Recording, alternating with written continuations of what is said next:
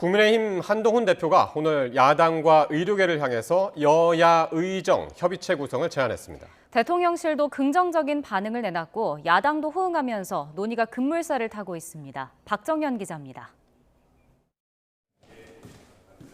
국민의힘 한동훈 대표가 종교계 방문 일정에 앞서 예정에 없던 기자회견을 열었습니다. 의대 증원의 합리적인 대안을 모색해보자며 여야 의정협의체를 구성하자고 제안했습니다.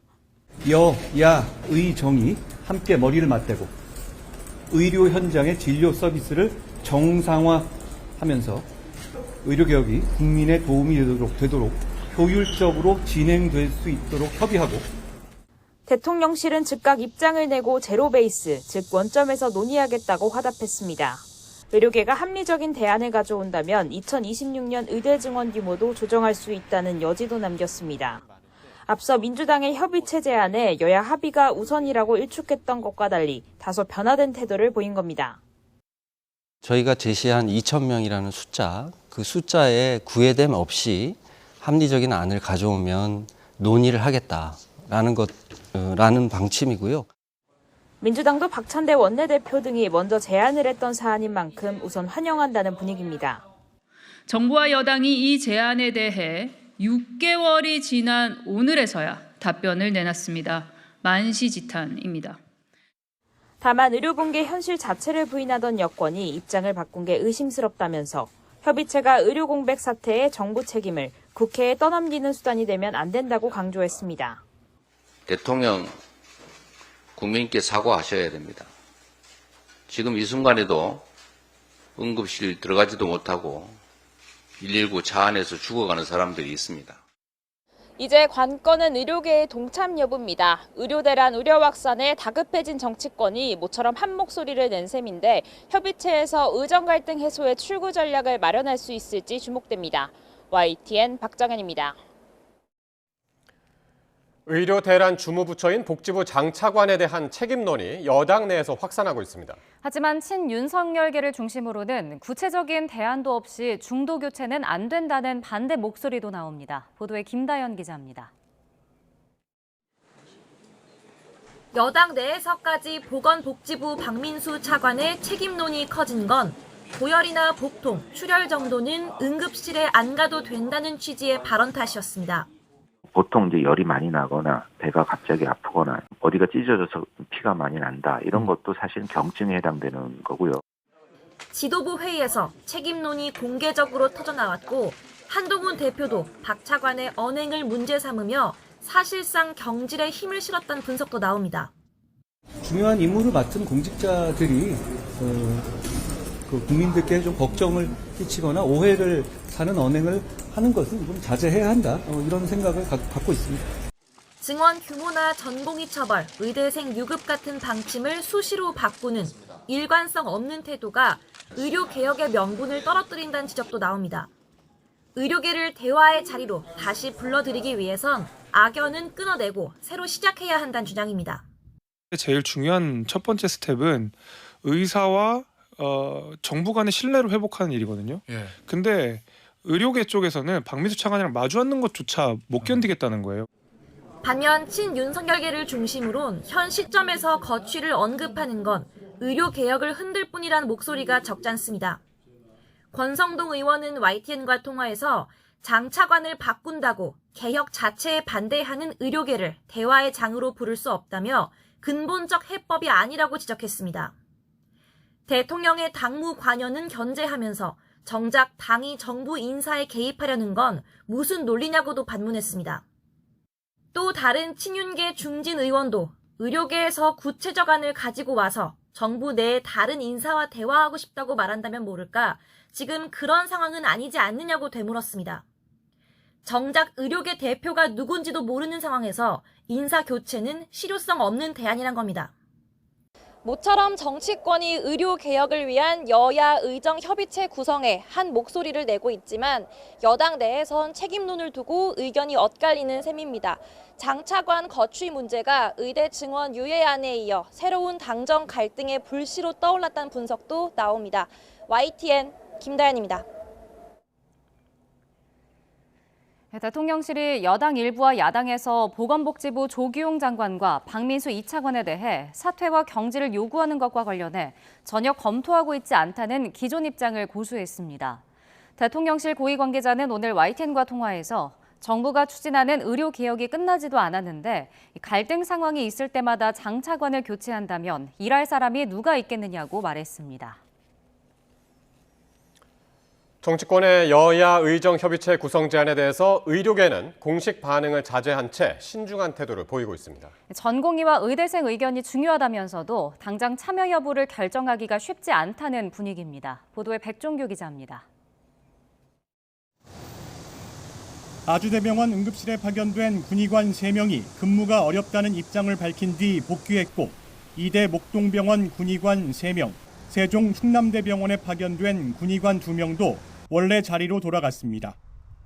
응급실 근무가 적합하지 않다고 판단해 병원 측이 복귀 조치를 하는 사례가 늘고 있지만 정부는 군의관들이 현장에서는 분명 도움이 될 것이라며 복귀 관련 해결책을 내놓진 못하고 있습니다. 가이드라인들 없이 진행이 됐는데 그 가이드라인을 만들자고 국방부가 요청을 하셔서 그 부분은 복지부, 국방부 같이 협의해서 앞으로는 좀 제도화를 해나갈 예정입니다. 여당과 대통령실에 다소 완화된 기류와 관련해 정부도 2026학년도 의대 정원에 대해 의료계와 논의가 가능하다며 대화를 촉구했습니다. 정부는 언제나 의료계와의 대화의 문을 열어두고 있습니다. 2026년도 의대 정원을 포함하여 의제와 형식의 구애 없이 논의가 가능하다는 점을 다시 한번 말씀드립니다. 의료계 반응은 신중하기만 합니다. 대한의사협회는 공식 반응은 자제하면서도 이제라도 정치권 인식이 변하는 것은 다행이지만 전공의와 의대생들 의견이 중요하다며 공을 넘겼습니다. 앞으로 협의체에서 어떤 논의를 할지 구체적으로 알려진 게 없고 정부에 대한 신뢰 부족으로 당장 참여 여부를 결정하기 어렵다는 분위기입니다. 또 내년도 의대 증원 백지화 전까지는 대화에 응하지 않겠다는 입장을 고수해온 터라 이 문제가 해결되지 않으면 대화 테이블로 나서는 것이 쉽지 않을 것이란 전망도 나옵니다. YTN 백종규입니다. 검찰 수사심의위원회가 명품 가방 수수 의혹을 받는 김건희 여사를 재판에 넘길 필요가 없다고 권고했습니다. 조만간 김 여사에게 불기소 처분이 내려질 걸로 보입니다. 김태원 기자입니다. 검찰 밖의 시각으로도 명품 가방 수수 의혹으로 낸 김건희 여사를 처벌하기는 어렵다는 결론이 나왔습니다. 검찰 수사심의위원회는 5시간여 동안 비공개 현안위원회를 거친 뒤 김 여사의 모든 혐의에 대해 불기소 처분 의견으로 의결했다고 밝혔습니다. 심의위원회는 김 여사가 최재형 목사로부터 지인의 국립묘지 안장이나 통일TV 송출 재개 등 현안 청탁을 대가로 금품을 받은 것인지를 따져봤습니다. 청탁금지법 위반부터 알선수재와 변호사법 위반, 뇌물수수와 직권남용, 증거인멸 등 6개 혐의를 모두 검토했지만 김 여사에게 적용하긴 어렵다는 게 위원회 판단이었습니다. 심의위원회는 심의 과정에서 검찰 수사팀과 김 여사 측 변호인 의견뿐만 아니라 공여자인 최재형 목사가 낸 의견서까지 검토한 결과라는 점을 강조했습니다. 판단 이유나 구체적인 수치는 공개되지 않았지만 표결에 참여한 현안위원 15명 가운데 적어도 8명이 불기소에 표를 던졌다는 의미입니다. 서울중앙지검도 곧바로 입장을 내고 수사심의위원회의 수사팀 전원이 출석해 어떤 다른 고려도 없이 증거와 법리에 따라 모두가 같은 의견을 내렸다고 설명했다고 전했습니다. 이어 수사심의위원회 결정과 논의 내용을 참고해 최종적으로 사건을 처분하겠다고 덧붙였습니다. 수사심의위원회까지 김 여사가 무혐의라는 수사팀 수사 결과가 타당하다고 판단한 만큼 검찰은 조만간 김 여사에 대해 최종 무혐의 처분을 내릴 것으로 보입니다. YTN 김태원입니다. 김건희 여사에게 명품 가방 등 금품을 공여한 최재형 목사가 김 여사에 대한 수사심의위원회의 불기소 의결을 놓고 크게 반발했습니다. 최 목사 측은 오늘 수사심의위원회 결정이 나온 직후 위원들이 김 여사 변호인과 검찰 입장만 청취한 반쪽짜리 심의라며 결론에 동의할 수 없다고 말했습니다. 윤석열 대통령이 이달 말 퇴임하는 기시다 일본 총리와 고별 정상회담을 가졌습니다. 윤 대통령은 여전히 남아있는 한일 간 문제에 전향적인 자세로 함께 노력하자고 말했습니다. 신윤정 기자입니다. 지난 5월 한중일 정상회의 이후 석 달 만에 용산 대통령실에서 윤석열 대통령과 기시다 후미오 일본 총리가 다시 만났습니다. 기시다 총리의 퇴임을 불과 20여일 앞두고 두 정상 간 12번째이자 마지막 회담이 열린 겁니다. 윤 대통령은 먼저 지난해 3월 두 정상이 셔틀 외교를 복원한 뒤 한일 관계가 크게 개선됐다며 이 성과들이 취임 이후 가장 의미 있는 일이라고 말했습니다. 한일 관계 개선을 토대로 한미일 협력도 심화시켰다며 여전히 어려운 문제가 있지만 전향적인 자세로 함께 노력하자고 말했습니다.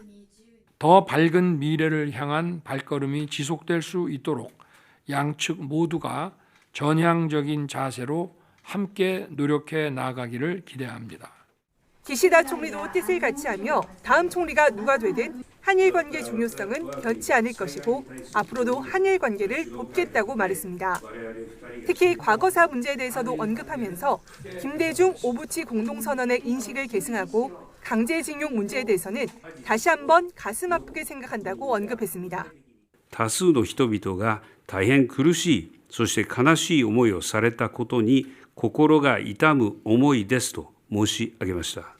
두 정상은 1시간 40분간 이어진 정상회담에서 북한의 각종 도발에 공조를 강화하고 캠프 데이비드 협력 체계를 발전시켜 나가기로 뜻을 모았습니다. 북한이 러시아를 뒷배 삼아 도발하지 못하도록 냉정한 대비 태세를 유지하자고 공감하였습니다. 또 제3국에서 위기 발생 시 자국민 철수와 사전 입국 심사 제도 도입을 통한 출입국 간소화, 우키시마호 탑승자 기록 제공 등에도 협력해 나가기로 했습니다.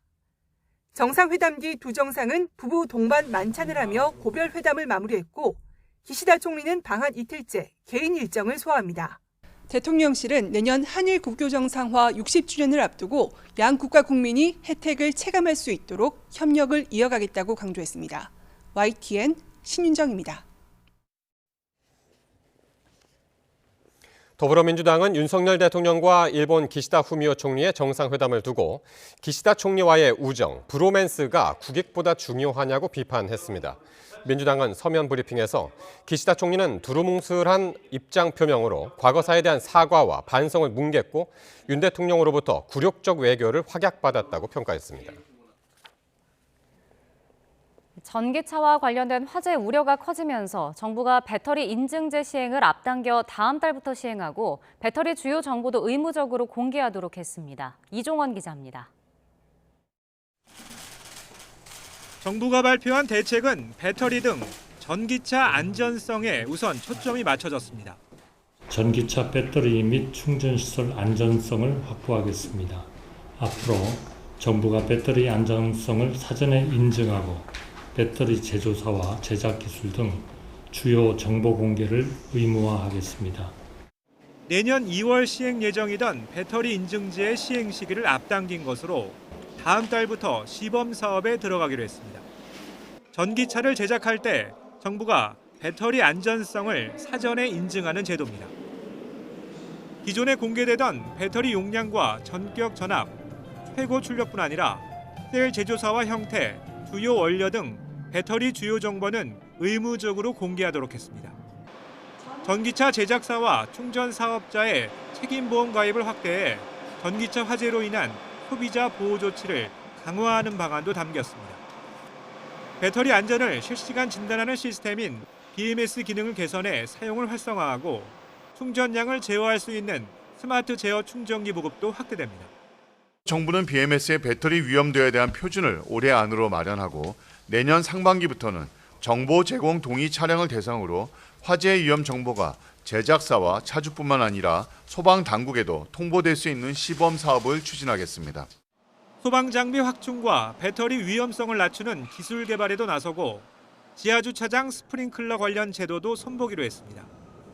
다만 앞서 거론된 전기차 충전시설 위치 변경 방안은 추가 검토를 거치기로 했습니다. 정부는 관련 법령과 제도 개선을 조속히 추진하고 추가로 필요한 사항은 관련 TF에서 올해 말까지 논의를 이어갈 예정입니다. YTN 이종원입니다. 정부는 또 이번 대책에서 전기차 화재 예방을 위해 전기차 배터리 관리 시스템 기능을 개선하겠다고도 밝혔습니다. 보도에 최하영 기자입니다. 전기차 하부 배터리팩 머리맡에 붙어있는 은색 상자. 바로 전기차 배터리 관리 시스템 BMS입니다. 전기차 배터리의 전압과 온도, 충전 상태 등을 실시간으로 살피고 과열이나 과충전도 제어합니다. 그래서 전기차 배터리의 두뇌라고도 불립니다. 또 문제가 감지되면 곧바로 운전자에게 문자로 알려주거나 경고등을 띄우고 전기차 시스템을 점검하세요. 이상 징후 정보를 제조사에 전송합니다. 고객님 차량에 배터리 이상으로 경고등이 점등되었습니다. 만약에 고객님께서 원하신다면 견인하여 경고등 관련 수리 후 BMS가 전기차 화재를 예방하는 장치로 떠오르면서 정부가 기능을 고도화하고 운전자의 사용도 늘리기로 했습니다. 국내 완성차 업체들은 BMS 기능이 없는 구형 전기차에 무료로 설치를 추진하고 이미 설치된 차량은 성능을 높여줄 계획입니다. 이와 함께 정부는 올해 안에 BMS의 배터리 위험도 표준을 마련하기로 했습니다. 특히 내년 상반기부터 전기차 소유주가 동의하면 위험 단계의 경우 자동으로 소방당국에 알리는 방안을 추진합니다. 하지만 BMS가 있다고 해서 전기차 화재를 100% 막을 수 있는 건 아닙니다. 오류 가능성도 있기 때문입니다. 만약에 문제가 생기고 먹통이 되면 그냥 과충전이 될 수도 있고요. 화재 요인이 될 수도 있기 때문에 다양한 안전 대책을 BMS도 2중, 3중이 필요하다고 말씀드릴 수가 있습니다. 이에 정부는 내년부터 BMS 센서 다변화와 화재 전 가스 배출 감지, 냉각 기술 등을 개발해 화재 진단과 제어 성능을 높일 방침입니다. YTN 최하영입니다. 감사원이 윤석열 정부의 대통령실과 관저 이전 과정에서 법규 위반 사항을 확인하고 주의 촉구 조치를 결정한 것으로 전해졌습니다. 감사원은 지난달 29일 이 같은 내용이 담긴 감사 결과 보고서를 의결하고 다음 주 중에 보고서를 공개할 예정입니다. 지난 2022년 12월 감사원이 대통령 집무실과 관저 이전 과정에서 직권남용 등의 부패 행위가 있었는지 국가계약법을 위반했는지에 대해 감사에 들어간 지 1년 8개월 만에 결론을 내린 겁니다. 감사원은 대통령실이 수의계약을 체결하는 과정에서 적법 절차를 지키지 않은 사실을 확인한 것으로 알려졌습니다. 대통령실은 대통령실 용산 이전 관련 리모델링 업체 선정 과정에서 법규 위반 의혹이 있다는 보도와 관련해 구체적인 감사 결과를 통보받은 뒤 일부 계약업체 절차 위반 사항을 살펴보고 조치해 나갈 예정이라고 밝혔습니다. 대통령실은 고도의 보안시설공사는 국가계약법령상 수의계약 대상이지만 사업의 시급성 등으로 일부 절차상 미비점이 감사원에서 논의된 것으로 보인다며 이같이 말했습니다. 더불어민주당은 감사원이 공개한 윤석열 대통령 집무실 관저 이전 과정 국민감사 결과를 두고 한심하다 못해 철양할 정도라고 비판했습니다. 황정아 대변인은 브리핑에서 감사원이 리모델링 공사 수의계약 체결 과정에서의 위법성과 무자격 업체 시공 등도 확인했는데도 고작 주의 처분을 내렸다며 이같이 지적했습니다. 더불어민주당이 윤석열 대통령과 가까운 정부 인사들이 비밀리 회동하고 있다며 이른바 계엄 준비 의혹의 불씨를 연일 지피자 여권이 근거 없는 공세를 한다고 맞받았습니다. 보도에 손효정 기자입니다. 민주당은 윤석열 대통령과 같은 충암고 출신 정부 인사가 비밀리에 회동하고 있다며 이를 이른바 계엄 준비설의 주요 근거로 내세우고 있습니다. 충암파 김용현 국방부 장관이 최근 경호처장 공간에서 군 사령관들과 모임을 한 데 이어 이상민 행정안전부 장관은 올해 초 국군 방첩사령부에서 방첩사령관 등 충암고 출신 4명과 비밀리에 만났다는 주장입니다. 계엄 논란의 핵심이자 하나회 이후 최초의 군기문란 파벌, 충암파를 척결해야 합니다. 신원식 국방부 장관 보고가 패싱된 군기 위반 사건입니다. 대통령과 비서실장 등을 향해서는 계엄 준비설이 사실인지 아닌지 공개 토론을 해보자고 거듭 제안했습니다. 국민의힘은 민주당이 내놓는 계엄설은 제대로 된 근거 없는 가짜 소문일 뿐이라고 깎아내렸습니다. 국민을 동요시켜 대통령 탄핵을 추진하려는 민주당이야말로 반국가 세력이라며 맹비난을 퍼부었습니다. 대한민국을 반대하는 세력이다라는 생각이 들 정도로 좀 우스웠어요. 허위 사실을 계속 당대표부터 나서서 저럴 수 있다는 겁니까? 난 저것도 코미디라고 봐요. 집단 실성한 거 맞아요. 회동 당사자로 지목된 이상민 장관도 당시 대공수사권 폐지에 따라 방첩사와 경찰의 협력을 강화하기 위한 공식 자리였을 뿐 사적 모임이 아니었다고 반박했습니다. 방첩사령관도 충안고잖아요. 그 행안부 장관님도 충안고고 중령 1명, 대령 1명 일부 인원들이 참가했는데 충안고 출신과 그래서 충안고 있다는 얘기 못 들었습니다. 방첩사 간부들이 속이 불불 끓었다 그래요. 소외 의식도 느끼고. 전혀 사실 무근인 것 같습니다. 결국 최대 관심사는 민주당의 주장에 과연 구체적인 근거가 있느냐 여부입니다. 사안의 폭발력만큼이나 괴담 정치가 사실로 드러날 경우 야당에 미칠 후폭풍도 만만치 않을 거란 지적이 나오고 있습니다. YTN 손효정입니다. 더불어민주당 박찬대 원내대표가 김건희 여사가 4월 총선 공천 과정에 개입했다는 의혹을 두고 대통령 배우자도 범죄를 저지르면 처벌받는 게 공정이라고 말했습니다. 박 원내대표는 최고위원회의에서 김영선 전 의원이 컷오프돼 결과적으로 공천받지 못했으니 공천 개입이 아니라는 대통령실 주장은 주가 조작으로 이익을 못 봤으니 주가 조작이 아니라는 말과 닮았다고 지적했습니다. 국민의힘은 김건희 여사가 지난 4월 총선에서 여당 공천에 개입했다는 의혹을 모 매체가 보도한 것을 두고 민주당이 공세에 나선 것과 관련해 괴담 정치의 전형이라고 비판했습니다. 박준태 원내대변인은 논평에서 민주당이 김 여사에 대해 전혀 실체가 확인되지 않은 주장을 바탕 삼아 선거 개입, 대통령의 선거법 위반을 거론한다며 세 사람이 나서 호랑이를 만드는 3인 성호의 전형이라고 지적했습니다. 오늘 서울 낮 기온이 24.4도에 머무는 등 더위의 기세가 크게 꺾이면서 시민들이 모처럼 시원한 바람을 만끽했습니다. 보도에 김민경 기자입니다. 짙은 회색빛 구름이 서울 하늘을 가득 채우자 햇빛이 자취를 완전히 감췄습니다. 도심공원은 날씨가 흐려지며 시원한 바람이 불어옵니다. 서울의 낮 기온은 24.4도, 전날보다 4도 이상 낮았습니다. 여기에 산발적으로 소나기가 쏟아지며 바깥 공기는 일시적으로 더 시원해졌습니다. 구름이 많아서 햇볕도 강하지 않고 오랜만에 바람도 시원하게 불어서 서울을 비롯해 인천 25.9도, 영월도 24.5도에 머물렀습니다. 더위가 이어진 충청 이남과 달리 중북부 지방은 흐린 날씨에 소나기 효과가 더해져 기온이 크게 오르지 못한 겁니다. 동풍기류와 서풍기류가 충돌해 불안정이 증가하면서 강한 소나기가 예상됩니다.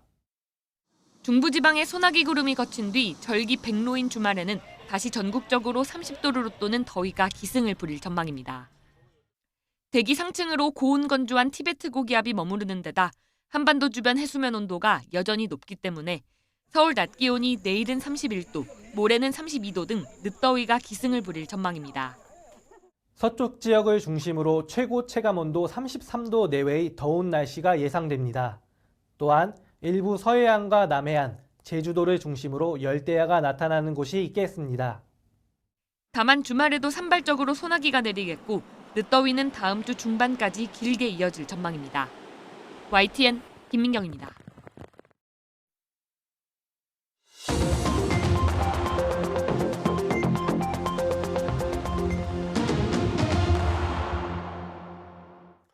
정치권 관심 뉴스 짚어보는 포커스 나이트 시간입니다. 오늘은 정호김 전 새누리당 의원, 김형주 전 민주당 의원 나오셨습니다. 안녕하십니까? 안녕하세요. 네, 의료 공백 우려가 커지는 가운데 오늘 한동훈 대표가 제안한 여야 의정 협의체 구성이 급물살을 타고 있습니다. 여야 정이 모두 긍정적인 반응을 내놨는데요. 다만 민주당은 협의체와는 별개로 공세 수위를 높이고 있습니다. 발언 듣고 오겠습니다. 국민들과 의료 현장의 의견도 충분히 들어야 합니다. 앞으로 이 여야 의정 협의체가 국민들의 불안감을 해소하면서 대한민국의 지역 필수 의료 체계가 개선되는 데 기여할 수 있기를 기대합니다. 저희가 제시한 2,000명이라는 숫자, 그 숫자에 구애됨 없이 합리적인 안을 가져오면 논의를 하겠다라는 방침이고요. 전화를 할 정도면 경증이니까 입원 응급치료 대상이 아니지 않습니까? 결론은 이래 주거나 이래 하나 저래 하나 결국 죽어야 된다. 응급 환자는 없다. 결국 그런 뜻 아닙니까? 정말로 걱정입니다. 장관, 차관 문책해야 됩니다. 그리고 대통령 국민께 사과하셔야 됩니다. 예, 오늘 대통령실 입장 중에 제로 베이스라는 단어가 나왔습니다. 그러니까 2026년도 의대 정원을 제로 베이스에서 다시 한번 논의할 수 있다 이런 얘기를 했거든요.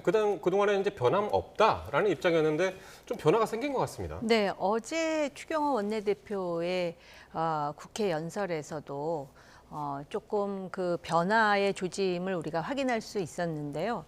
지금 그만큼 우리나라의 지금 그 응급 치료 상황이 상당히 심각하다라는 것을 이제 깨달은 것이 아닌가 이런 생각이 들고요. 그런 차원에서 한동훈 대표가 야당이 이미 제시했던 여야 의정 협의체를 받아들였습니다.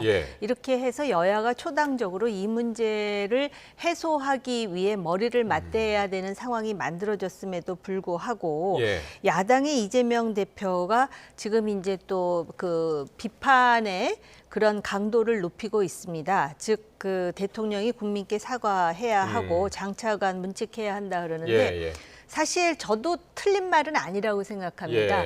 원래 의대생 증원을 하는 것 자체는 대통령의 정책 방향이 옳았습니다마는 그 과정에서 국민들이 생명의 위협을 느끼는 그러한 일련의 과정을 상당히 거칠게 다뤘다라는 점에서는 분명히 문제가 있었고요. 그 과정에 특히 차관의 행보가 굉장히 도드라지지 않았습니까? 그래서 제가 좀 아쉬운 점은 야당 대표가 이런 말을 하기 전에 선제적으로 적어도 그 보건복지부의 책임 있는 인사에 대한 경질은 있어야 되는 게 아니냐. 그리고 마지막으로요. 과연 이재명 대표가 이런 말을 할 자격이 있는지라는 생각이 듭니다. 물론 의료 대란이 있기 전이지만 본인이 테러를 당하고 부산에 그 유명한 외상치료센터가 있음에도 불구하고 굳이 헬기를 타고 서울대 병원에 와서 치료를 받았다라는 거는 최고의 특권을 누렸다라는 것인데 그거 자체가 국민들한테 주는 그런 어떤 그 뭐라 그럴까 좌절이라든지 소외감이 있었거든요.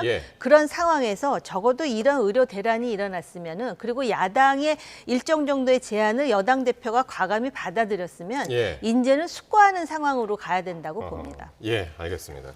일단은 장차관 사퇴 문제는 잠시 뒤에 같이 함께 또 논의하기로 하고요. 일단 오늘 한동훈 대표가 제안하고 대통령실 받아들였고요. 야당도 일단 받아들였고 이런 분위기 어떻게 보셨나요? 뭐 어쨌든 대통령께서 또 엊그저께인가요? 실제로 현장에 한 번 더 나가 보시고 또 실제적으로 또 거기서 어떤 그 뭐가 의대 정원 문제뿐만 아니라 어떤 예산을 지원해 주겠다. 수가 문제까지 좀 언급한 것도 도움이 되지 않았느냐. 예비비라도 동원하겠다. 네, 도움이 되지 않느냐. 제가 며칠 전에 제가 발가락 치료 때문에 병원에 갔는데 의사도 그렇게 말씀하셨어요. 사실은 정원 문제에 있어서는 어찌 보면 의사들도 필요로 하고 있다는 걸 인정하는데 왜 뺑뺑이가 일어나느냐. 리스크는 지면서 전혀 본인한테 이익이 돌아오지 않는다. 이제 그런 부분은 속내를 드러냈고 오히려 그렇게 속내를 드러내는 것 자체가 어찌 보면 대타협의 쟁점이 될 수도 있다. 그런 부분에 대해서 이제 그렇게 보고 또 박단 전공의협의회 비대위원장도 한동훈 대표를 만나보고 뭐 이러한 사항 자체가 서로 간에 조금 더 이렇게 지혜를 모을 수 있는 장이 될 수 있다. 그렇게 생각이 듭니다. 다만 아직도 의료계에서 심지어는 2025년 그 정원안까지도 백지화해야 된다는 강경파가 여전히 존재하고 있고 또 야당은 야당대로 약간의 어떤 다른 스탠스를 유지하고 있고 대통령께서는 여전히 장차관 교체는 없다 이렇게 이야기하는 부분이 있어서 조금 더 디테일한 좀 쟁점들을 모아내는 노력이 필요할 것 같습니다. 알겠습니다. 정 의원님, 우리 그 조금 전에 한동훈 대표 제안하는 모습 보셨지만 그 장소가 한국기독교회관입니다. 국회가 아니었고 다른 일정 때문에 나가서 어쨌든 그 공식적으로 일정은 없었지만 공식 일정은 없었지만은 뭐 그 판을 들고 제안을 했단 말이죠. 그리고 즉각적으로 대통령실하고 대통령실이 이제 바로 반응을 했고요. 긍정적으로. 어제 같이 합의를 모여가지고 이야기를 했다고 하더군요. 네. 추경호 원내대표랑. 그렇습니다. 네, 이런 모습들. 한동훈 대표가 먼저 제안을 하고 다른 여하고 정이 받아들이는 모습 이런 걸 어떻게 보셨나요? 네, 조금 늦었지만 예. 상당히 바람직한 모습이라고 생각하고요. 이미 이전에 한동훈 대표가 현실적인 대안을 내놓지 않았습니까? 2025년 그 입시는 어쩔 수가 없지만 지금 이미 입시 준비해서 시작해갖고 절차가 진행되고 있으니까. 네. 그러나 2026년부터 관련해가지고는 원점에서 다시 재검토하자라는 안이 이미 나왔었던 것이고요. 예. 그리고 그것을 진작에 정부나 대통령실에서 즉각적으로 받아들여서 하루라도 빨리 움직였으면 어땠을까라는 아쉬움도 있지만 예. 어찌됐든 간에 지금 말씀하신 대로 즉각적으로 추석 전에 뭔가 가시적인 조처를 취해서 더 이상 국민들이 불편하거나 또는 예. 이것 때문에 희생되는 국민들이 안 계시도록 조처를 열심히 하고 있다라는 모습을 보여주는 것이 예. 굉장히 중요합니다. 예, 지난번에 한번 제안했다가 그쪽 반응이 굉장히 안 좋았었잖아요. 변함이 없다라는 우리 의료개혁 관련해서는 변함이 없다라는 모습.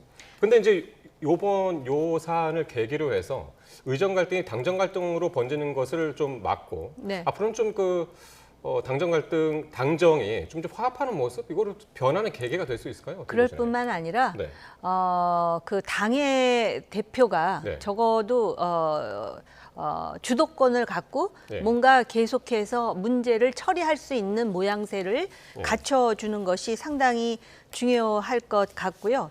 또 이제 그 당 내에서 책임 있는 중진 의원들 사이에서 뭔가 그 복지부의 고위 관계자들에 대한 문책에 예. 대한 필요성이 나오잖아요. 예. 그게 왜 필요하냐면은요. 예. 지금 여야 정의 협의체를 만들겠다 그래서 그거는 여야 간에 지금 얘기가 다 수렴이 됐지만 예. 지금 그 의사협회나 전공의가 들어오겠다라는 그런 어떤 신호는 아직 없는 거 아니겠습니까? 예. 그러니까 이들로 하여금 들어오게 견인하기 위해서라도 바로 우리는 이런 예. 식의 조처까지 취했다. 예. 그래서 적어도 여야 정의에서 어떤 결론이 당장 나오지 않더라도 예. 추석 며칠 동안만이라도 그 왜 전쟁 중에도 인권이나 인도주의 문제가 발생하면 휴전하지 않습니까? 마찬가지로 그때 필요한 의사분들이 예. 지금 다시 의료계로 복귀를 해가지고 예. 당장 다치거나 또는 갑작스러운 그런 그 병으로 고초를 닦는 환자들이 없는 상황을 만들어줘야 그 이후의 협상에서 의사들도 유리한 고지를 정할 예. 수 있지 않겠습니까? 정 의원님 이제 계속 말씀하시면서 계속 이제 복지부 장차관 사퇴 이 문제를 계속 강조를 하시는데요. 대통령실은 오늘 교체 검토하고 있지 않다 이렇게 강하게 또 얘기를 했거든요. 네. 예, 어떻게 보셨나요? 뭐 이제 그런 부분이 있습니다만은 네. 이제 형식으로는 스스로 자기의 결단을 통해서 사퇴하는 방안도 있을 수 있다라는 본인의 생각이 결단으로. 들고요. 예. 예. 모양새를 그렇게 뭐 경질의 형태라기보다는 아니라. 이제 예. 그거는 이제 당과 정의 어떤 나름대로 어떤 조금 뭐 이렇게 세밀한 예. 그런 어떤 퇴진 노력이 필요할 거라고 보여지고 예. 이러한 배경은 저는 사실은 지난주 갤럽 조사에서 예. 올 초만 하더라도 의대 정원 문제가 사실은 대통령 지지하는 요소로 됐는데 예. 지난주 보니까 오히려 대통령 지지율이 떨어지는 요인에서 예. 가장 크게 예. 의대 정원 문제로 나왔다는 것, 실체적으로 국민의 여론이 부정적으로 확실하게 바뀌었다는 것, 예. 그리고 또 언론의 역할도 있었다고 봅니다. 그러니까 근데 충주시, 또 세종시, 예. 그다음에 조선대 이런 데서 나타나고 있는 진짜 어떤 현장에서의 그야말로 어떤 생명이 위협을 받는 예. 그런 것들이 가시화됐기 때문에 예. 정말 대통령실의 인식이 정말 안일하다라고 하는 것을 스스로 느끼게 한 대통령 네. 쪽을 푸시한 부분도 힘을 거뒀고, 또 하나는 친한 친윤 안의 입장의 갈등이 다른 어제는 있었습니다만은 추경호 원내대표를 비롯해서 이번에는 목소리가 같았다는 것이죠. 예. 당내에서 이런 부분도 대통령실이 움직이는 한 요소가 되었다. 저는 그렇군요. 그렇게 보여집니다. 그 오늘 그 한동훈 대표가 여야 의정 협의체를 이제 제안을 했는데 그 중에서 이제 반응한 게 여야 정만 반응했고 네. 의료계는 지금 아직 반응이 없단 말이죠. 네. 구체적으로. 근데 의료계가 요구하는 것이 바로 이 박민수 차관하고는 진짜 마주 앉고 싶지도 않다라는 얘기가 나오고 네. 그리고 2025년도 올해 보는 입시부터 바꿔야 된다. 네. 정원을. 네, 네. 그렇게 요구하고 있어서 과연 그 같이 참여하는 게 쉬울까 싶기도 합니다. 뭐 쉽지는 않겠습니다만 예. 어쨌든 뭐 지난번 2013년 철도 파업 때 비슷하게 그야말로 제로 베이스라고 하면 네. 제로 베이스라고 하는 그 범위 자체를 좀 좁혀내서 결과적으로는 어쨌든 2025년 부분은 이루어졌으니까 네. 뭐 거기까지를 서로 간에 양보해 주는 그리고 실제로 다른 부분은 의뢰 정원의 문제라기보다는 예. 수가 조정의 문제라든지 어떤 그런 다른 보완책을 통해서 예. 의료계가 들어올 수 있도록 예. 특히 제일 중요한 거는 이제 레지던트와 같은 전공의 아니겠습니까? 예. 전공의 대표들 협의를 통해서 실제로 말하자면 추석 때부터라도 진료할 수 있도록 하고 예. 원점에서 재논의할 수 있는 그들의 예. 목소리를 듣기 위한 그러기 위해서 아까 정 의원님 말씀하신 대로 파트너를 체인지하는 예. 그런 말하자면 대통령실이 확실한 어떤 태도 변화에 대한 시그널이 굉장히 중요할 것 같다는 생각이 듭니다. 여야 정이 얘기하는 그러니까 야는 또 오늘 또 약간 분위기가 바뀌었던데 여당하고 대통령실이 이야기하는 원점은 2026년도부터인 것 같고 의료계하고 야당은 또 오늘 2025년도를 이야기를 해가지고 이게 과연 접점을 찾을 수 있을지 모르겠습니다. 2025년의 그 입시안을 보면은 증원된 그 의대생들이 주로 지방을 중심으로 해서 증원이 돼 있습니다. 그러니까 수도권은 거의 없는 것으로 제가 파악하고 있거든요. 그렇기 때문에 지방 의대에서 이거를 받아들인 거는 그들이 그만큼 소화할 수 있기 때문인지 아니면은 2,000명 중에 이제 또 사실은 실질적으로 그 정원도 줄었습니다. 네. 그렇게 해서 결국은 정부의 의사를 받아들일 것인지는 확실하지 않지만은 예. 지금 어쨌든 학부모 이게 단순히 지금 의대의 문제가 아니라 미래 의사들의 문제와도 연동이 돼 있습니다. 그리고 여기에는 학부모의 문제도 있고 그렇기 때문에 지금 이미 결정이 나서 지금 절차가 진행 중인 것을 다시 원점으로 돌리기는 현실적으로 어렵지 않습니까? 예. 그러니까 정부에서 로드맵을 만들어서 일단 가장 급한 불은 추석 며칠 동안 연휴 동안 과연 지금 그 응급 의료진의 부족 사태를 어떻게 할 수 있을 것인가 관련해가지고 예. 일단 1차적으로 이건 순전히 제 생각인데요. 뭐 그 협상 테이블에 마주 앉기도 싫다는 예. 차관 스스로 물러나겠다. 그 대신에 며칠 동안은 예. 결국은 이 의료 대란과 상관없이 들어와서 인도주의적 관점에서 예. 치료하고 돌보는 것으로 하자. 어허. 그다음에 여야 정의 협상과 관련해서는 예. 보건복지부 장관이 전적으로 책임을 지되 보건복지부 장관도 결론이 나면 나는 물러나겠다. 예. 이런 식으로 해서 로드맵을 만들어야 되고 2025년과 관련해 그렇게 되면 예. 이미 그 의사협회에서 주장하는 차관이나 책임 있는 인사의 경질은 자연스럽게 이루어지는 것이고 2025년에 대해서 고집을 부린다면 예. 그거는 물론 그 자체도 굉장히 무리가 있었습니다. 예. 제 생각으로는 현실적으로 대통령께서 총선 중에 담화를 발표하면서 2,000명을 고수하기보다는 거기서 양보하는 듯한 제스처로 한 500명만 했었어도 예. 훨씬 정당성을 받았을 텐데 이미 아, 지나간 이미 얘기 지난 할 얘기라서요. 필요도 없고요. 예. 할 필요도 없고 제가 볼 때 2025년과 관련해서는 불가피한 사안이고 이것이 지금 지방의대에 영향을 주고 있는 데다가 예. 지방의대 입장에서도 과연 그 학생을 받아들여서 소화시킬 수 있을지의 여부와 알겠습니다. 관련한 선택은 예. 그 의대의 학교 관계자와 학부모들이 결단할 사항 아닌가 알겠습니다. 이렇게 결론 내릴 수밖에 없습니다. 예, 자 의료대란 의정 갈등과 관련해서 두 분이 이제 워낙 하실 말씀이 많아서 시간이 좀 많이 지났고요. 조금 속도를 내면서 다음 이슈로 넘어가겠습니다. 자 검찰 수사심의위원회가 오늘 김건희 여사 명품 가방 수수 의혹 사건과 관련해서 불기소를 권고를 했습니다. 결과적으로는 수사팀 결론하고 이제 같게 됐습니다. 네. 글쎄요. 그런 의미에서 이제 검찰총장의 발언이 뭐 결과적으로는 이 수사심의위원회를 지켜본 입장에서는 허탈할 수밖에 없고 네. 지난번에 서울중앙지검장 할 때부터의 검찰총장 패싱 또 그런 것들이 이 사건과 맞물려서 결과적으로는 뭐 범죄적 검토를 해서 했겠습니다만은 제대로 했겠습니다만은 국민들이 보기에는 다소 허탈한 부분이 있지 않느냐. 네. 과연 어떤 밸런스 이루어진 어떤 그 수사심의위원 구성과 예. 반론의 어떤 기회 보장이 있었는지 아직까지 우리가 오픈되지 못해서 네. 모르겠습니다만은 결과적으로는 뭐 예. 이미 예정된 수순으로 가고 있지 않느냐 네. 이런 어떤 뉘앙스를 느끼게 됩니다. 알겠습니다. 오늘 수사심의위원회가요, 청탁금지법 위반 여부뿐만이 아니라 알선수재 그리고 이제 변호사법 위반 등 6개 혐의에 대해서 들여다봤는데요. 지금 이제 화면으로 나오고 있습니다만은 김 여사 측에서는 오늘 법률 대리인이 참석을 했습니다. 참석한 이후에 기자들하고 이제 이야기를 나눴는데 한번 발언 듣고 오겠습니다. 6개 혐의에 대해서 좀 중점적으로 조목조목 심의를 할 거라는 얘기가 있었는데 6개 질문에 대해서 다 나오진 않았고요. 거의 대부분은 뭐 청탁금지법, 알선수재, 변호사법 위반죄 그 부분에 대해서 제일 많이 나온 걸로 알고 있습니다. 네. 김 여사 혐의 앞서 보신 대로 모두 6개인데 오늘 중점적으로 물어봤다는 게 이제 청탁금지법, 알선수재, 변호사법 위반죄. 공통적으로 이게 다 쟁점이 대통령 직무 관련성이었지 않습니까? 네. 네.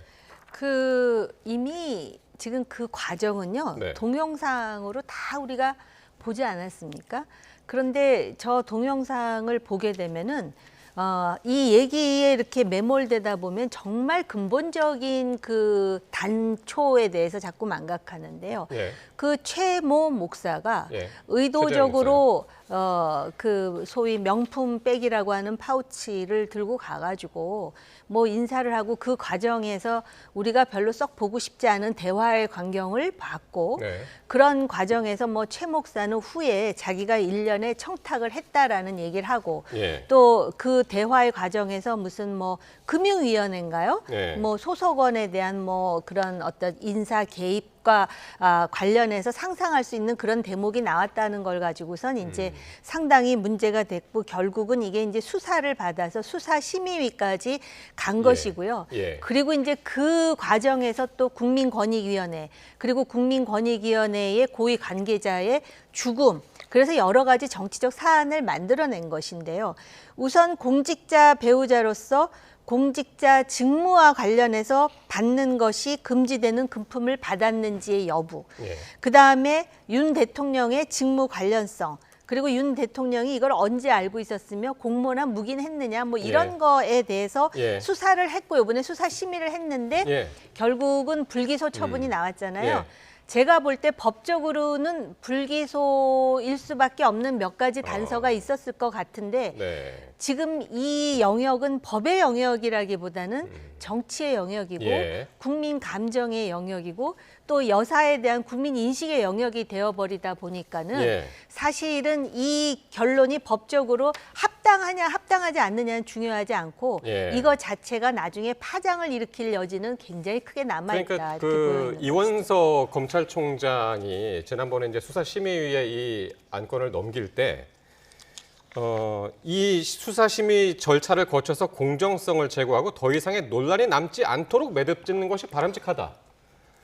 그런 취지로 이게 넘긴다라고 이제 이야기를 했거든요. 네. 예. 어떻게 보십니까? 그 취지가 뭐 좀 해소가 됐다고 보시는지요? 그러니까 어쨌든 그 여사 측의 변호인들은 참석했지만 네. 최 목사 쪽은 그냥 검토 네, 영수만 냈다는 부분도 조금 밸런스의 그래서 문제. 오늘 상당히 반발을 하고 있죠. 그리고 지금. 또 하나는 네. 이제 어쨌든 여권 일반에서는 최 목사가 갖고 있는 인연적 지향 자체가 우리나라의 반국가적인 측면도 있고 네. 의도적으로 이것은 접근한 것이다라고 하는 또 혹은 어떤 그 대통령께서도 이미 그런 말씀하신 적이 있죠. 정치적인 어떤 의도로 예. 이렇게 했다라고 하는 그런 이제 부분은 있습니다만 그런 의미에서 김 여사에 대한 조사하는 행태, 예. 장소 문제라든지 또 오늘 수사심의위원회에 있어서의 그냥 균형이 있었는지 예. 즉 그런 의미에서 이원석 검찰총장이 원래 얘기했던 국민 모두가 의혹을 해소할 수 있는 지점들은 거기까지 가지 못했다는 아쉬움이 남아 있다라는 부분이고요. 알겠습니다. 저는 결론적으로는 어쨌든 청탁금지법상의 법적인 한계가 있다고 봅니다. 그러니까 부인에 대한 부분에 대해서는 그렇기 때문에 법적인 저런 처분 자체가 뭐 일리 없는 것도 아니지만 충분히 받아들일 수 있지만 그 과정 자체는 이미 서울중앙지검장의 검찰총장 패싱 그로부터 비롯되는 국민의 의혹이 소롯이 남았다 그렇게 볼 수밖에 없습니다. 수사심의 이야기는 아까 그러니까 최재형 목사 측에 참석하지 않아서 그런 이야기들이 많이 나왔는데 최재형 목사 의견서도 함께 검토를 했다. 이게 이제 공식 입장이고요. 이게 이제 공수처 수사가 지금 남았잖아요. 네. 조국 혁신당에서 이제 고발을 한 사안이 있는데 알선 수재 이 부분에도 어떻습니까? 영향이 있을 거라고 보시는지요? 글쎄요, 뭐 그 영향이 있다면은 결국은 이제 그 불기소 쪽으로 가닥을 잡는 영향일지는 모르겠는데요. 제가 아까 국민 감성을 자극하는 여러 가지 일들이 있었다 그랬잖아요. 그 일단 외연상 그래도 좀 그 공정하게 형평성을 맞췄다라는 인식을 줘야 되는데 수사를 할 때에도 검사들이 자기 전화기를 오히려 치워놓고서 뭐 한다든지 뭐 이런 굉장히 누가 보더라도 상식적으로 저게 공정한 거야라는 생각을 하게끔 만들었다라는 것이고요. 지금 이 명품백 이 수수 사건도 그렇고 오늘 다루지는 않았지만은 김영선 전 의원과 관련한 뭐 공천의 그 뭐 전화, 텔레그램 뭐 이런 걸 보면은요. 결국은 근본적으로 대통령 부인은 자연인이지만 법과 규정상 결국은 그 부인이 어떤 도덕적으로 또는 규정적으로 어떤 그 지켜야 될 그런 선이라는 게 있거든요. 예를 든다면은 그걸 위해서 제2부속실도 필요한 것이고 경호도 필요하신데 이러한 규칙이 다 흐트러짐으로써 이런 일들이 생기고 이게 지금 야권의 공격의 빌미가 됐다라는 점에서 안타깝고 어떻게 보면 이건 자초한 일이라고 볼 수가 있죠. 네, 알겠습니다. 자, 마지막 이슈로 넘어가서 이거 짧게 한번 짚어보겠습니다. 오늘 윤석열 대통령이 방한을 하고 있는 기시다 후미오 일본 총리와 정상회담을 가졌습니다. 기시다 총리의 퇴임을 앞두고 이루어진 이른바 고별 회담이었는데요. 양국 정상 발언 듣고 오겠습니다. 저와 기시다 총리님이 쌓아온 양국 협력의 긍정적 모멘텀을 계속 이어가는 것이 중요합니다. 한일 관계에는 여전히 어려운 문제들이 남아 있습니다. 더 밝은 미래를 향한 발걸음이 지속될 수 있도록 양측 모두가 전향적인 자세로 함께 노력해 나아가기를 기대합니다.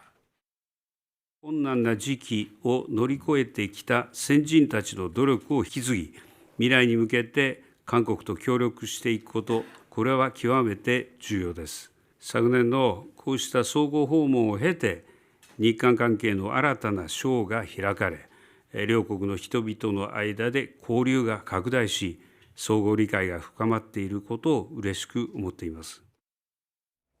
네. 자, 우선 이번 회담을 두고 이례적이라는 평가가 나오고 있는데 기시다 총리의 임기가 이달 말인가요? 네, 20여일 정도 남았다고 이제 지금 그렇게 알려지고 있는데 자민당 총재 선거가 이제 그때니까요. 네.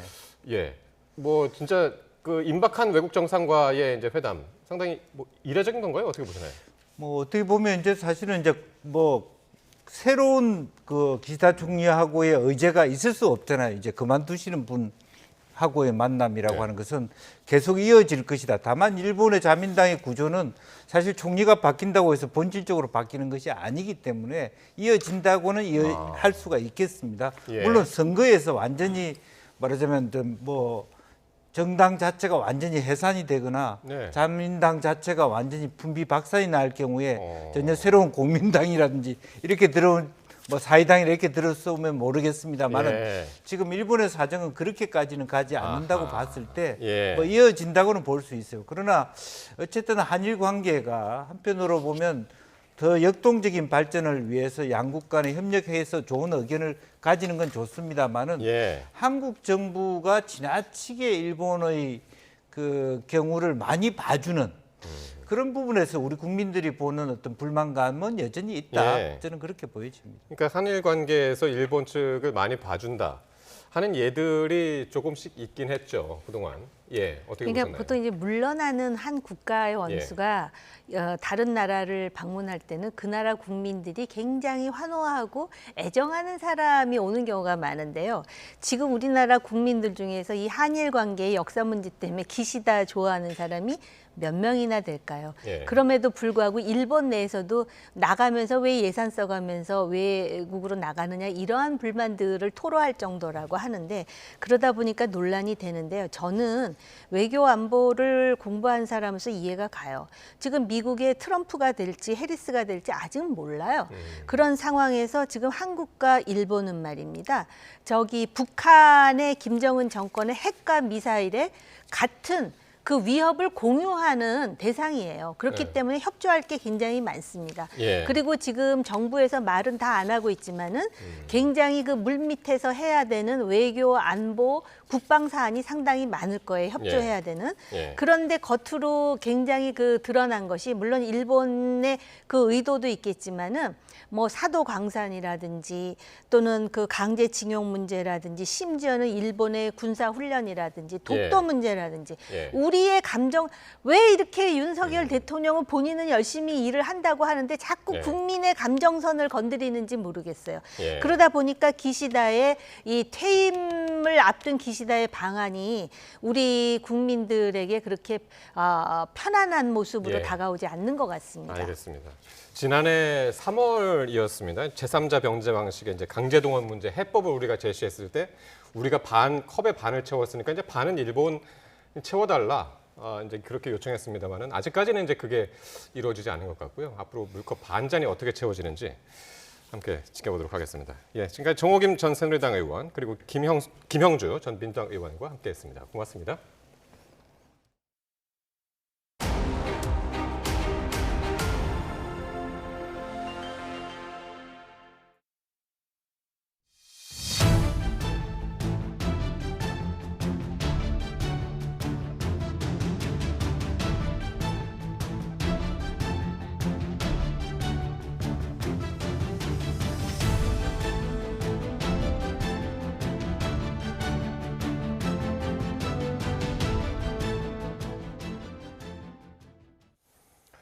네, 오늘 아침 의정부 경전철이 고장나서 7시간여 동안 운행이 중단됐습니다. 이 출근 시간대 시민들이 큰 불편을 겪었습니다. 배민혁 기자입니다.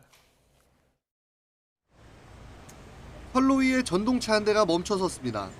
의정부 경전철 전동차가 고장난 건 아침 7시쯤.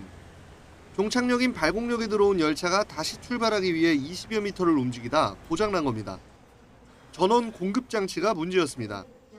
이로 인해 의정부 경전철 양방향 전 구간에서 전동차 운행이 중단됐습니다.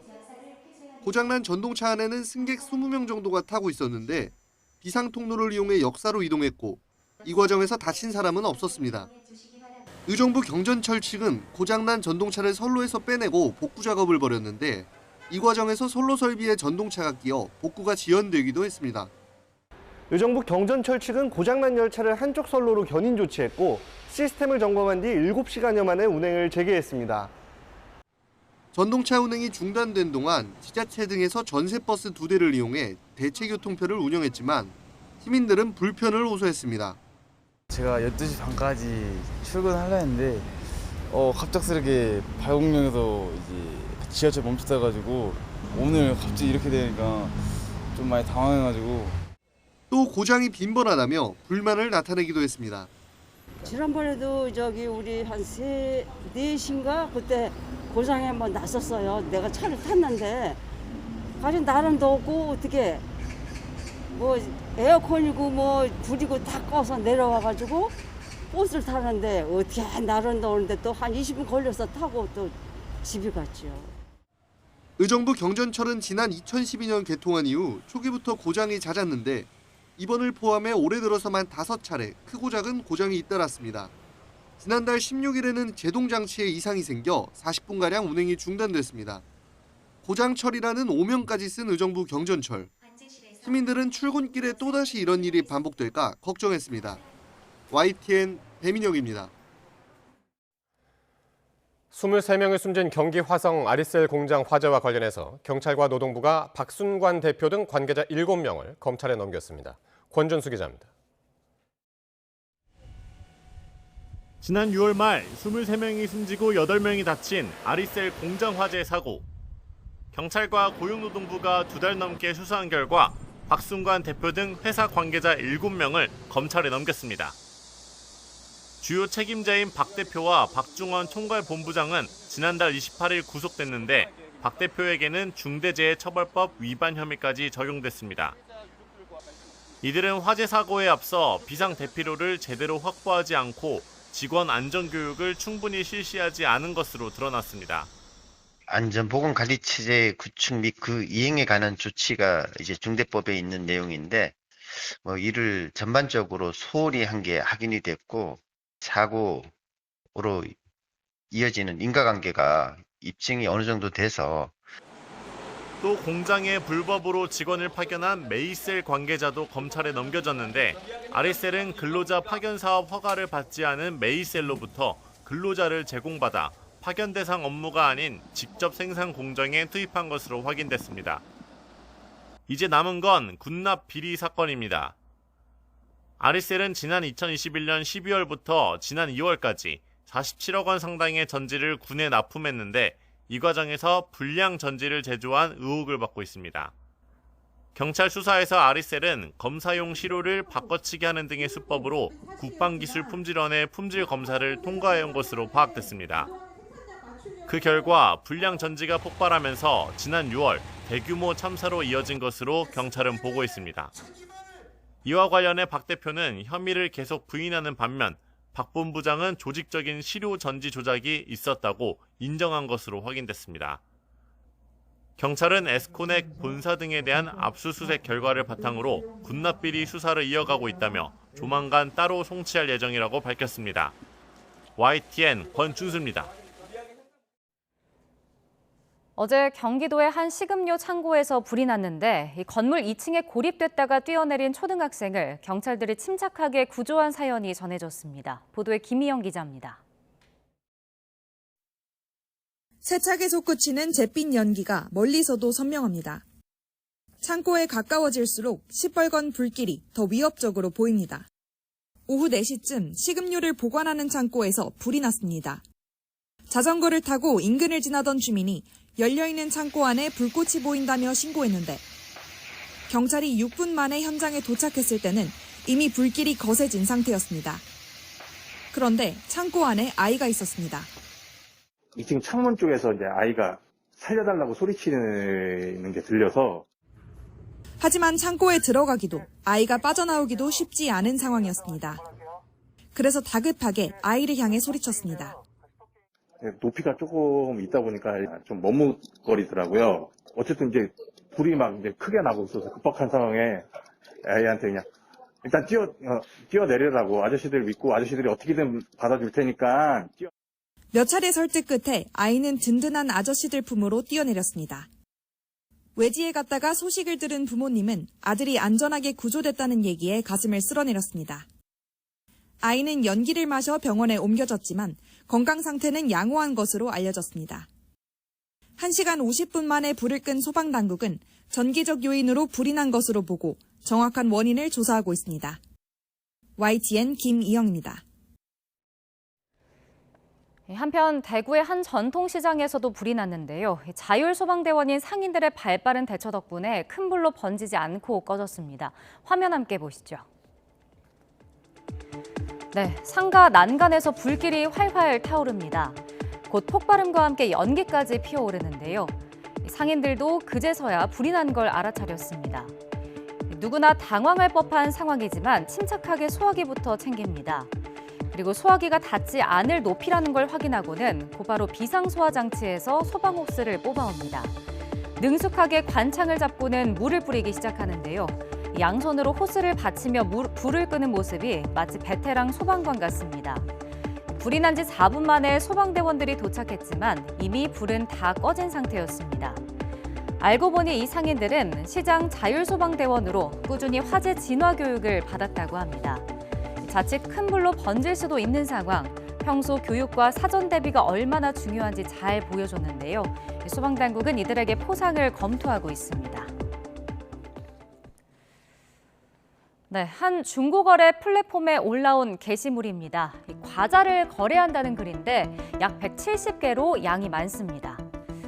그런데 비슷한 시기 판교에 있는 한 회사 내부 게시판에 방금 본 중고거래 캡처 사진과 함께 이 판매자를 징계해달라는 글이 또 올라옵니다. 판매자가 실은 이 회사 직원으로 탕비실에 있던 직원 간식을 가져다가 대량으로 팔았던 겁니다.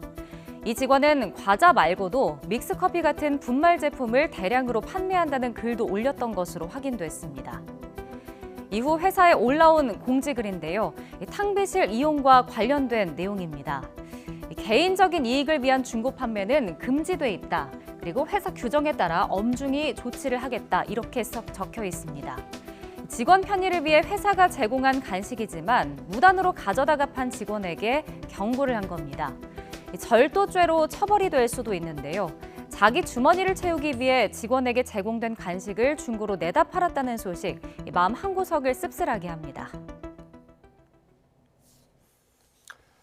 네, 일본 제철이 미국 철강 회사 US 스틸을 인수하려 하자 대선을 앞둔 미국 정치권에서 강한 반대 움직임이 나타나고 있습니다. 도쿄에서 김세호 특파원입니다. 세계 4위 철강사 일본 제철의 미국 3대 철강기업 US 스틸 인수를 놓고 미국 정부의 강경한 반대 기조가 더욱 뚜렷해지는 모양새입니다. 워싱턴 포스트는 바이든 대통령이 149억에 달하는 일본 제철의 US 스틸 인수를 불허한다는 공식 발표를 준비하고 있다고 전했습니다. 지난 2일 민주당 대선 후보 카멀라 해리스 부통령도 US 스틸 매각에 반대한다는 뜻을 밝힌 바 있습니다. And it is vital for our nation to maintain strong American steel companies. And I couldn't agree more with President Biden. U.S. Steel should remain American-owned and American-operated. 미 철강 노동조합이 고용 불안을 이유로 매각을 반대하자 11월 대선을 앞둔 바이든 정부와 정치권이 노동계 표를 의식했다는 분석이 나옵니다.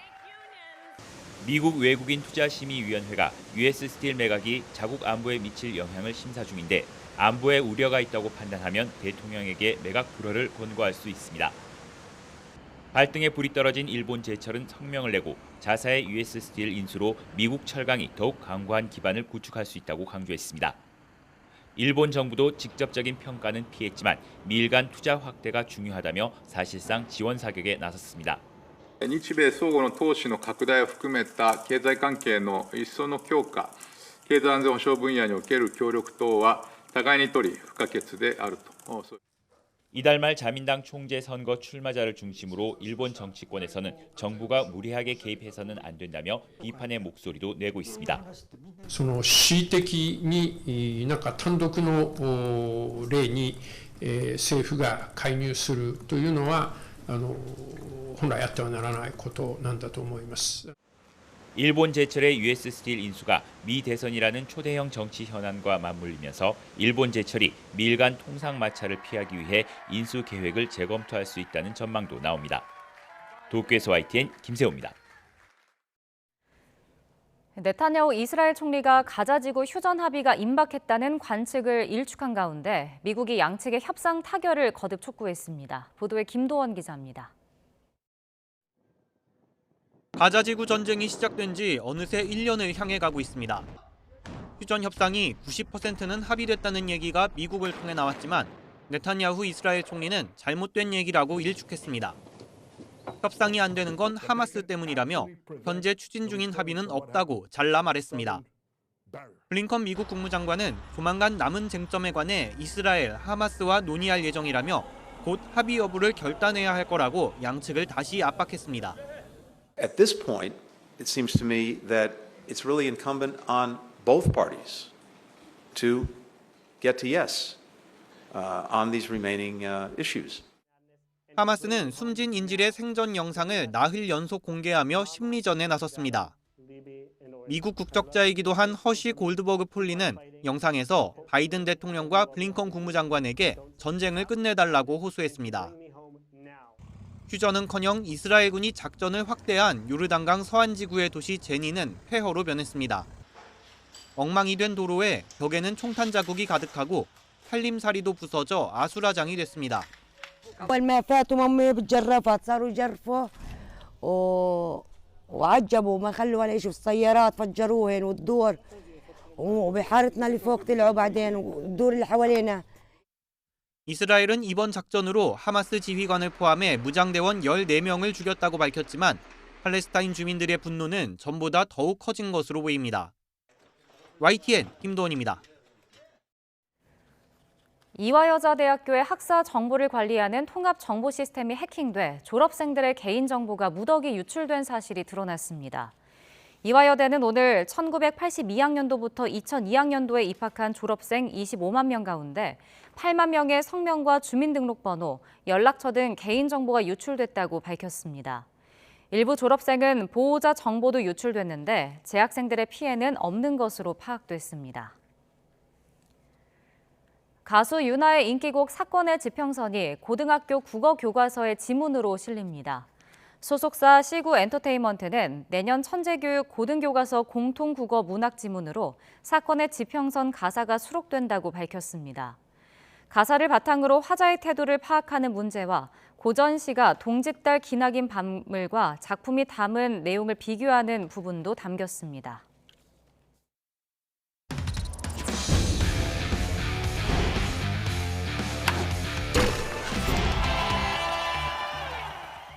프로야구 한화의 류현진이 LG와의 경기에서 6회까지 1실점으로 호투하고 시즌 9승째를 따냈습니다. 류현진은 LG를 상대로 13년 만에 승리하며 팀의 가을 야구 진출을 재촉했습니다. 3대1로 승리한 한화는 두산의 한 경기 반차로 따라붙었습니다. 2위 삼성은 타선의 집중력을 앞세워 롯데를 7대2로 물리치고 3연승을 달렸습니다. 디아즈가 5회 시원한 석점 홈런을 날렸고 이재현이 2안타 2타점으로 활약했습니다.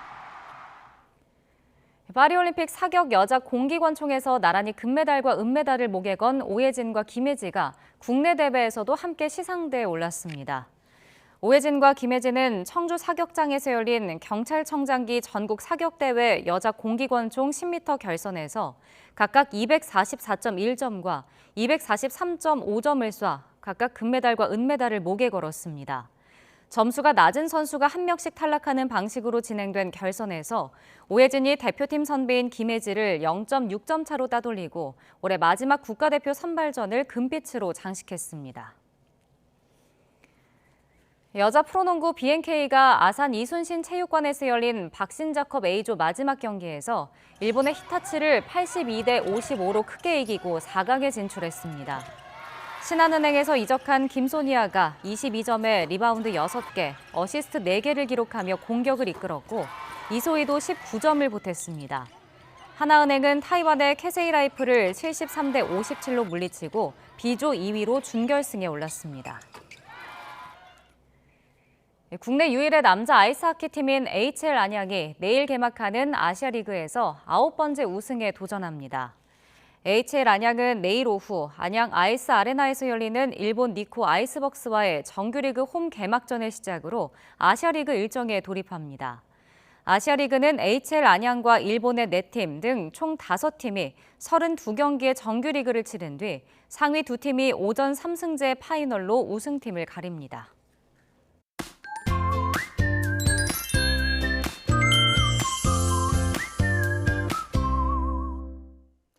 가을이 되면서 점점 하늘이 높아지고 있습니다. 높고 파란 하늘을 보면 기분이 좋아지지만 왠지 우울감이 느껴지는 분들도 있잖아요. 네, 맞습니다. 일조량이 줄면서 행복 호르몬인 세로토닌의 분비도 줄기 때문인데요. 이럴 때 항산화 성분이 풍부한 석류를 먹으면 우울한 기분을 떨쳐내는 데 도움이 될 수 있습니다. 또 고구마도 우울증의 원인이 되는 염증을 줄이고 관련 증상을 예방하면서 정신 건강을 유지하는 데 도움이 되고요. 호박 역시 스트레스 호르몬의 분비를 억제해서 우울감을 해소할 수 있습니다. 마지막으로 항산화제와 식이섬유가 풍부한 다크초콜릿도 가라앉은 기분을 끌어올리는 데 도움이 되니까요. 말씀드린 음식들 틈틈이 챙겨 드시면 좋겠습니다. 내일은 절기 백로입니다. 이때부터는 가을의 기운이 완연해진다고 하는데요. 하지만 늦더위는 오히려 강해지겠습니다. 네, 맞습니다. 내일 서울 낮 기온이 31도, 대구 33도까지 오르는 등 오늘보다 2도에서 7도가량 높아지겠고요. 체감 온도는 이보다 더 높겠습니다. 또 대기가 불안정해지면서 내일도 경기 동부와 영서 그리고 충청과 남부 곳곳에 소나기가 내리겠습니다. 밤까지 기습적으로 쏟아질 수 있는 만큼 주말을 맞아 외출하신다면 작은 우산 하나 챙겨주시기 바랍니다. 휴일인 모레는 더위의 기세가 더 강해지겠고요. 강원과 남부 곳곳에는 또다시 소나기가 내리겠습니다. 지금까지 날씨 캔버스의 고은재, 김수현이었습니다. YTN 뉴스나이트 금요일 순서 모두 마칩니다. 저희는 다음 주 월요일 밤 9시 40분에 새로운 이슈들과 함께 다시 찾아뵙겠습니다. 시청해주신 여러분 고맙습니다.